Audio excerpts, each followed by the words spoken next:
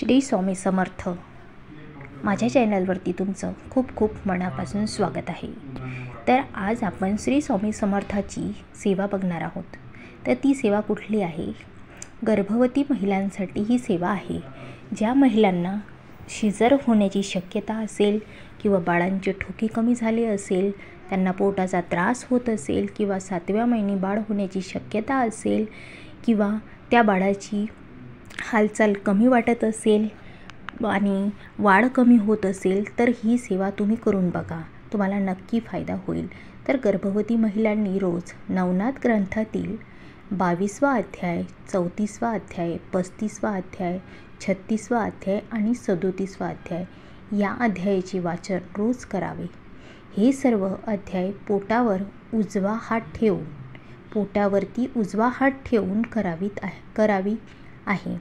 सेवा चालू असताना एक पाण्याचा ग्लास भरायचा आहे आणि एक पाण्याचा ग्लास भरून ठेवायचा आहे. सेवा झाल्यानंतर ग्लासमधून तीर्थ पिऊन घेणे. ते तीर्थ तुम्ही प्यायचं आहे. त्यानंतर 7 वेळा तारक मंत्राचं पठण करायचं आहे आणि 4 वेळा कालभैरवाष्टक स्तोत्र हे वाचन करायचं आहे.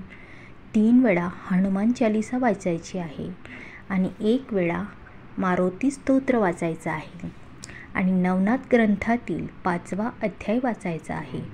गुरुचरित्रातील 14वा अध्याय वाचायचा आहे. 3 माळी श्री स्वामी समर्थाचा जप करायचा आहे आणि ओम खरद ध्व हंसाय नमः या मंत्राचा जप करायचा आहे. आणि ही सेवा करत असताना गुरुचरित्र पारायणसुद्धा करायचे आहे. 3 नवनाथ पारायण करायचे आहे आणि 3 श्रीपाद वल्लभ ही पारायण करायचे आहे. तर ही आहे गर्भवती महिलांसाठी सेवा.